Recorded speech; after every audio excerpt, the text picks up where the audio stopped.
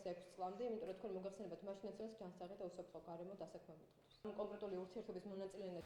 მას შემდეგ რაც მასშტაბური მღელვარება მოყვა ხარაგაულის რაიონის სოფელ ზვარეში მომხდარ ინციდენტს, რა დროსაც ჩინური ინვესტიციის განმახორციელებელი კომპანიის მენეჯმენტის ჩინელმა წარმომადგენლებმა სცემეს საქართველოს მოქალაქე დაქირავებულ მუშახელს, ჩვენმა საგამოძიებო ორგანოებმა, სამართალდამცავმა ორგანოებმა კეთილი ინებას დაეკავებინათ რამდენიმე ბრალდებული პირი. ამ საქმეზე მიმდინარეობს გამოძიება, ჩვენ იმედს ვიტოვებთ, რომ გამოძიება იქნება ობიექტური, სრული და აუცილებლად მიეცემიან პასუხისგებაში და დაისჯებიან ყველა ის პირები, რომლებმაც ჩაიდინეს სისხლის სამართლის კოდექსით გათვალისწინებული დანაშაული. თუმცა პრობლემის არსი მეტად ღრმა არის, ჩვენ სწორედ ამ პრობლემის არსს გვინდა შევეხოთ.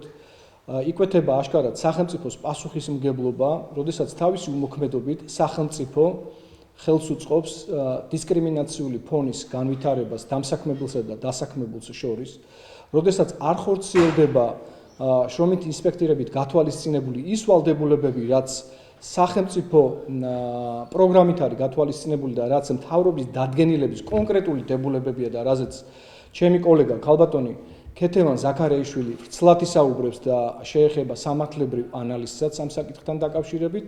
მანამდე მე გეტყვით კიდევ ერთ სტატისტიკურ მონაცემს, რომელიც გუშინ წინ საქართველოს სახალხო დამცველმა ბატონმა უჩან ანუაშვილმა გამოაქვეყნა და რაც ჩემის აზრით არის გამოუგნებელი. კერძოდ ის, რომ შრომითი ანაზღაურების ქვედა მინიმალური ზღვარი საჯარო სექტორში არის 135 ლარი, ხოლო კერძო სექტორში 20 ლარი ერთი თვის განმავლობაში ანაზღაურებული სამუშაოების, ასე ვთქვათ, ხელფასის სახით. მოგეხსენებათ, რომ ასეთი დისკრიმინაციული ფონი ყოველთვის გამოიწვევს იმგვარ საპროტესტო აქციებს, რომელსაც ადგილი ჰქონდა ტყიბულელ მეშახტეებში, ჭიათურელ მაღაროელებში, კაზრეთელ მუშა-მოსამსახურეებში, რომლებიც ოქროს საბადოებზე მუშაობდნენ და მოგეხსენებათ, ძირითადად ყველგან პროტესტის ერთ-ერთი მთავარი მიზეზი საგანი და საფუძველი არის შრომითი პირობების დაუკმაყოფილებელი, ასე ვთქვათ, მდგომარეობა და ის სოციალური მძიმე ფონი, რომლის გამოსწორებასაც სწორედ მენეჯმენტისგან ითხოვს მათ შორის ხარაგაულის რაიონის სოფელ ზვარეში დასაქმებული მუშა პერსონალი. ეს ინციდენტი არის ერთგვარი გვირგვინი იმისა, რასაც მანამდე საპროტესტო აქციების სახით ჰქონდა ადგილი და სწორედ შრომითი პირობების გაუმჯობესებას ითხოვდნენ ჩვენი მოქალაქეები, რომლებიც კაბალური პირობებით არიან კიდევ ერთხელ ვიმეორებ დასაქმებული. ეხლა მე მინდა სიტყვა გადავცე ჩემს კოლეგას ქალბატონ ქეთევან ზაქარეიშვილს, რომელიც კონკრეტულად ისაუბრებს უკვე სამართლების საკითხებთან დაკავშირებით. გავაგრძელებ ბატონი დიმიტრის თემას და უბრალოდ ცოტა უფრო მეტად გავშლი სამართლებრივ მიმართულებას შრომის ინსპექციის საკითხთან დაკავშირებით. ერთი მინდა გითხრათ ცალსახად და აშკარად ის, რომ რეალურად ქვეყანაში არ არსებობს შრომის ინსპექციის გამართული ინსტიტუტი, არ არსებობს რეალური სამართლებრივი და ფაქტობრივი მექანიზმები, რომლებიც უზრუნველყოფს ქვეყანაში შრომის პირობების უსაფრთხო და ჯანსაღი სამუშაო გარემოს შექმნას. აღსანიშნავია, რომ ვიზა ლიბერალიზაციის პროცესში ქვეყანას დაევალა მთელი რიგი ვალდებულებების შესრულება და ერთ-ერთი მათგანი იყო სწორედ ის, რომ ქვეყანაში ყოფილიყო გამართული შრომის ინსპექცია. სწორედ ამიტომ საქართველოს შრომის ჯანმრთელობისა და სოციალური დაცვის სამინისტროს პატრონაჟით შეიქმნა შრომის ინსპექციის დეპარტამენტი, რომელიც სამწუხაროდ არ არის კლასიკურად ის ინსტიტუტი, რომელიც უნდა ახორციელებდეს თავის უფლებამოვალეობას, რაც აპრობირებულია ევროპის ყველა განვითარებულ ქვეყანაში და მხოლოდ სარეკომენდაციო საქმიანობით არის შემოფარგლული. მთავარი არის ის, რომ რეალურად ქვეყანაში არ არსებობს შრომის ინსპექციის შესახებ კანონმდებლობა. ერთადერთი დებულება, ერთადერთი დადგენილება, რომელიც არსებობს მეტნაკლებად არეგულირებს ამ საკითხს, ეს არის საქართველოს მთავრობის დადგენილება და ამ დადგენილებაში ერთმნიშვნელოვნად წერია, რომ შრომის ინსპექციის პროგრამის მიზანია დაეხმაროს დამსაქმებელს შექმნას უსაფრთხო და ჯანსაღი სამუშაო გარემო.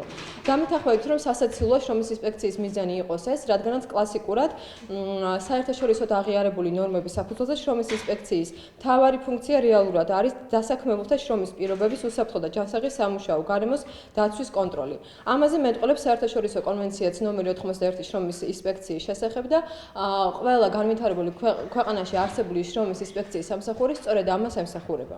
პარადოქსია ასევე ის, რომ ეს პროგრამა, სახელმწიფო პროგრამა ვრცელდება მხოლოდ იმ დამსაქმებლების მიმართ, რომლებმაც წინასწარ განაცხადეს თანხმობა ამ პროგრამაში ჩართვის შესახებ.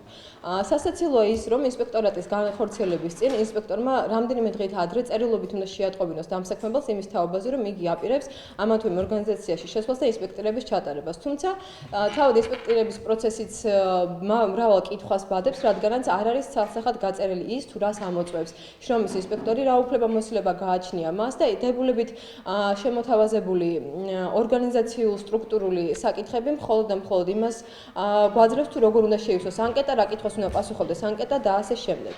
თვითონ ამ დადგენილებაში, რომელიც უკვე ვახსენე, ასევე მთელი რიგი სამართლებრივი უზუსტობებია. პირველი მინდა მოგახსენოთ ის, რომ ინსპექტირებას მართალი ახორციელებს შრომის ინსპექტირების დეპარტამენტი, რომელიც ჯანდაცვის სამინისტროში შეიქმნა, მაგრამ მას ზედამხედველობას უწევს შრომისა და დასაქმების პოლიტიკის დეპარტამენტი, რაც თავისთავად პარადოქსია, იმიტომ რომ არ შეიძლება, ელემენტარული ანაბანა არ შეიძლება ერთი დეპარტამენტი მეორეს უწევდეს ზედამხედველობას, მაშინ როდესაც ისინი თანაბარი იურიდიული ძალის მქონე სტრუქტურული ერთეულები არიან.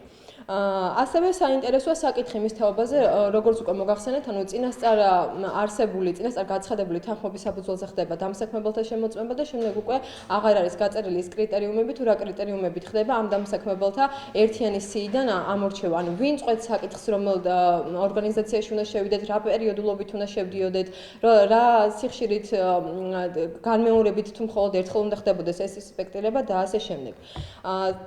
სავალალოა და სწორედ ეს იწვევს იმ შედეგებს, რაც რეალურად დღეს ფაქტობრივად სახეზია, რომ შრომის ინსპექციის მთავარი ფუნქცია გადაიქცა სარეკომენდაციო ხასიათის ღონისძიებების გატარებით, რაც გულისხმობს იმას, რომ ისინი კონსულტირებას უწევენ ცნობიერების ამაღლების მიზნით დამსაქმებლებს და დასაქმებულებს, თუმცა არ არსებობს ფაქტი რეალურად იმის თაობაზე, რომ მათ მართლაც გაუწიეს კონსულტირება დამსაქმებლებს ან დასაქმებულებს საქართველოში არსებული შრომის კანონმდებლობის პირობების დაცვის, უსაფრთხოებისა და ჯანმრთელობის დაცვის თვალსაზრისით.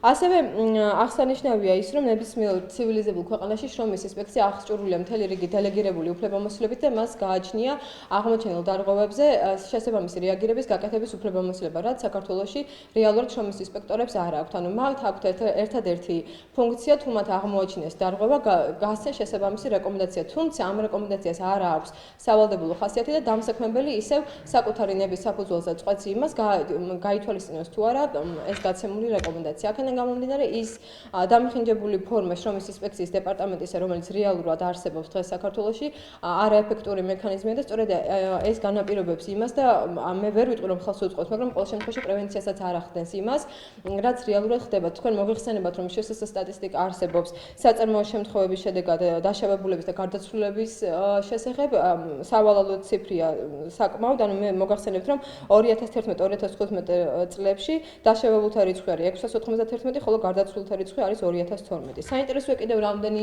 ესეთი სავალალო შემთხვევა უნდა დადგეს, რომ რეალურად სახელმწიფო მიიღოს ქმედითი გადაწყვეტილებები, რეალურად შექმნას ეფექტური მექანიზმი შრომის პირობების დაცვისთვის და ერთხელ და საბოლოოდ დაიცვას ბალანსი დამსაქმებელთა და დასაქმებულთა შორის.